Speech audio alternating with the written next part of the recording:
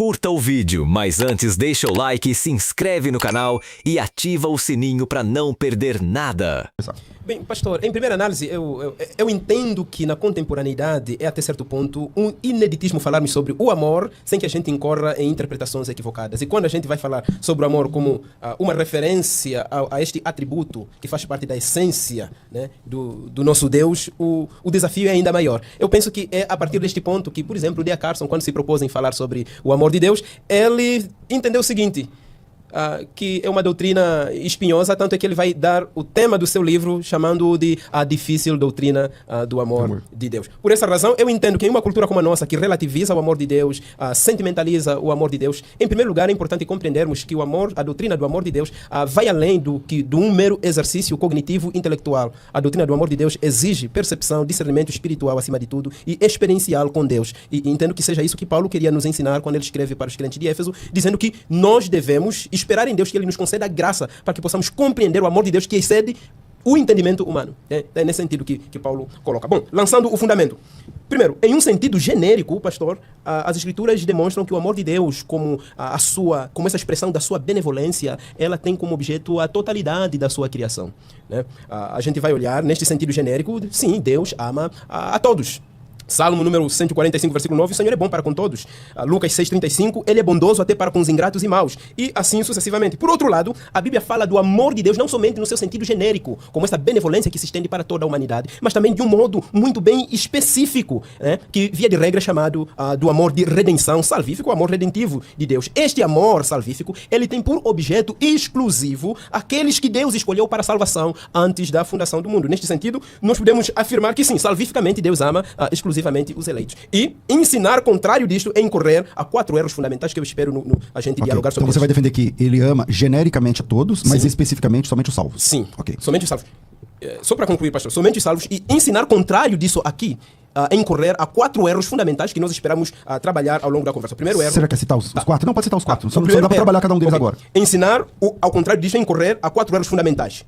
Primeiro, ensinar que Deus ama a todas as pessoas salvificamente é uma afronta à perfeição de Deus, uma vez que o amor de Deus é exaltado de forma desequilibrada, que eclipsa outros atributos de Deus como a santidade, a justiça e a ira divina. Segundo, ensinar que Deus ama a todos de forma salvífica é ressuscitar o falso ensino do universalismo, pois se Deus ama a todos com amor salvífico, então todos devem ser necessariamente salvos eternamente. Terceiro lugar, se Deus ama a todos igualmente, não pode ser perfeito em seus atributos. Porque Deus não pode ter no inferno pessoas que são simultaneamente objetos de seu amor e da sua ira concomitantemente, por toda a eternidade. E em último lugar, ensinar que Deus ama a todos com amor salvífico é pastoralmente inviável, pois aos verdadeiros crentes esvazia o verdadeiro sentido bíblico do amor que Deus tem por eles em Cristo. E em segundo lugar, dá a falsa segurança de que ímpios, sanguinários e impenitentes são amados por Deus, quando na verdade são objetos da ira divina. Ok, pastor Ezequiel, ele apresentou aí os 4 senãos aí, né? Porque Deus não pode amar a todos com amor específico, com amor salvífico, com amor da eleição e tal. Mas você defende então que Deus ama a todos. Então por onde que você vai caminhar? Bom, essa ideia que o Cipriano defende, ela foi popularizada pelo D.A. Carson no seu livrinho, né, A Difícil Doutrina do Amor de Deus, onde ele faz essas distinções. Não, tem o amor genérico, tem o amor salvífico, e aí nesse genérico aqui Deus ama todos, nesse específico aqui não. Mas para o azar do Cipriano talvez, o D.A. Carson já está refutado, né? A Difícil Doutrina do Não Amor de Deus, que é o meu livro refutando o D.A. Carson. Por que, Cipriano, isso aqui? Porque o que é difícil mesmo não é defender o amor de Deus, isso é fácil. Difícil é defender o não amor, e isso é difícil. E é o que o D.A. Carson faz no livro dele, e que muitos calvinistas também vão trabalhar um pouco nessa direção. Agora, nós não vamos aqui simplesmente nos debruçar diante dos pensamentos humanos, calvinistas ou arminianos. Vamos para o texto bíblico, que é o lugar mais seguro para a gente estar. Então vamos começar aqui com 1 João, capítulo 4, a partir do verso 7. A Bíblia diz assim: Amados, amemo-nos uns aos outros, porque o amor procede de Deus. E todo aquele que ama é nascido de Deus e conhece a Deus. Aquele que não ama não conhece a Deus. Por quê? Porque Deus é amor. Nisto se manifestou o amor de Deus em nós, em haver Deus enviado o seu Filho unigênito ao mundo para vivermos por meio dele. Nisto consiste o amor, não em que nós tenhamos amado a Deus, mas que ele nos amou e enviou o seu Filho como propiciação pelos nossos pecados.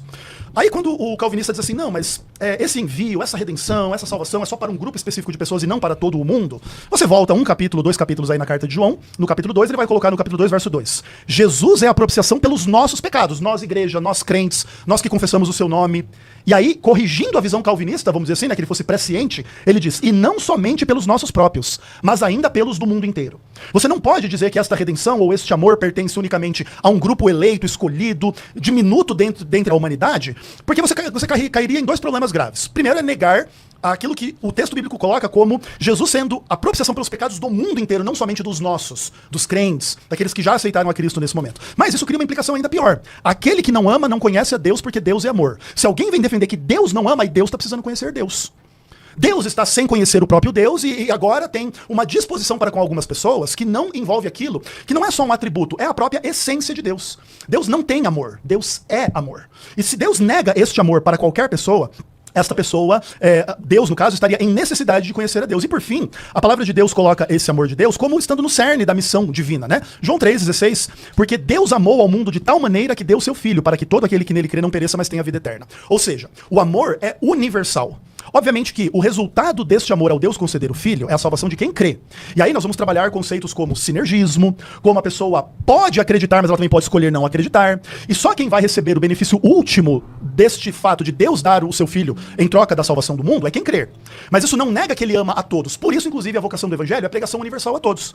Imagine que Deus mandasse você pregar a toda criatura que Deus os ama, que Cristo morreu por eles. Isso não fosse verdade. Cristo não morreu por todos, Deus não ama a todos. Deus estaria nos incumbindo de uma mensagem mentirosa, falsa, no mínimo dúbia, para dizer para as pessoas que Deus as ama, que Cristo morreu por elas, quando esse não foi o caso. Algumas pessoas Deus não amou, algumas pessoas Cristo não morreu, e aí você tem uma coisa que fere o cerne do Evangelho. Por isso, nós vamos trabalhar os 4 erros, né, supostos que o Cipriano coloca aí, mas eles não se sustentam diante da Bíblia. Acho que isso está bastante claro já desde o começo do debate. Pastor Cipriano, está contigo. Bem, são muitas questões que ele coloca. E para começar, quando você usa, desculpa, o pastor usa a expressão Deus precisa conhecer a Deus, certamente está fazendo uma referência a um Deus falso, que não é o Deus da Bíblia, o Deus que precisa conhecer a Deus. E esta expressão, ela parte de uma pressuposição que ela esconde por detrás dela uma incompreensão sobre a natureza do amor em Deus.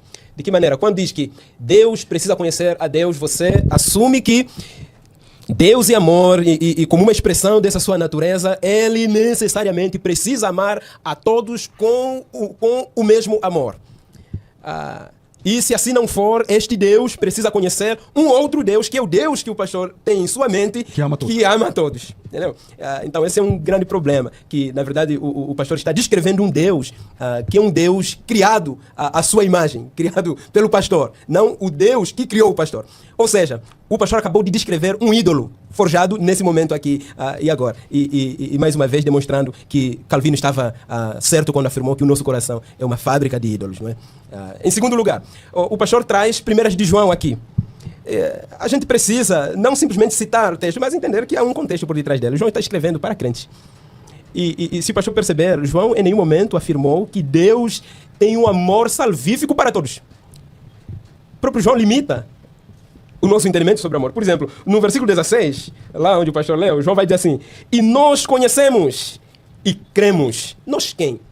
Todos aqueles que receberam o amor de Deus. E como consequência dessa recepção do amor de Deus, eles agora também passaram a amar a Deus e amar ao próximo. Ou seja, nós é uma referência aos crentes. Quem são esses crentes? Aqueles que creem no amor, mais uma vez, que Deus tem por nós. Quem? Os crentes. Então, não basta ler a Bíblia, é necessário ler bem a Bíblia. Né? A boa hermenêutica começa com uma boa leitura.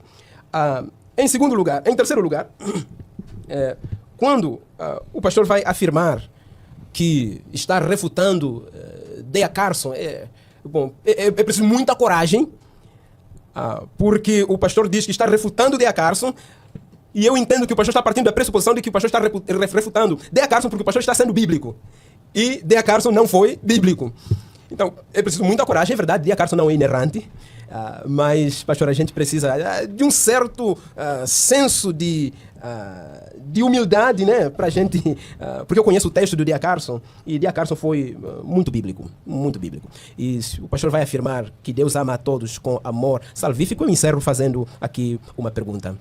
Como Deus pode amar a todos ao ponto de que ele deseja salvar todos, incluindo o pecador impenitente que ama o pecado, que ama ofender a glória, a santidade de Deus.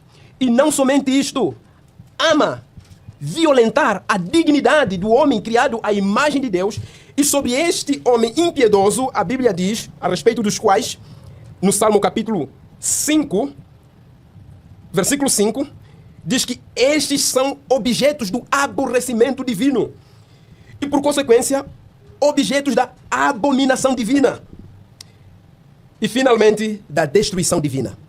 Como Deus pode ao mesmo tempo ter uma ira intensa a respeito desse pecador e ao mesmo tempo amor por este pecador, sem que isto afete a perfeição do seu ser, a integridade da aceidade da divindade? Legal, vamos lá. Ok, vamos lá. Pastor Ezequiel. Bom, vamos descascar aqui esta cebola.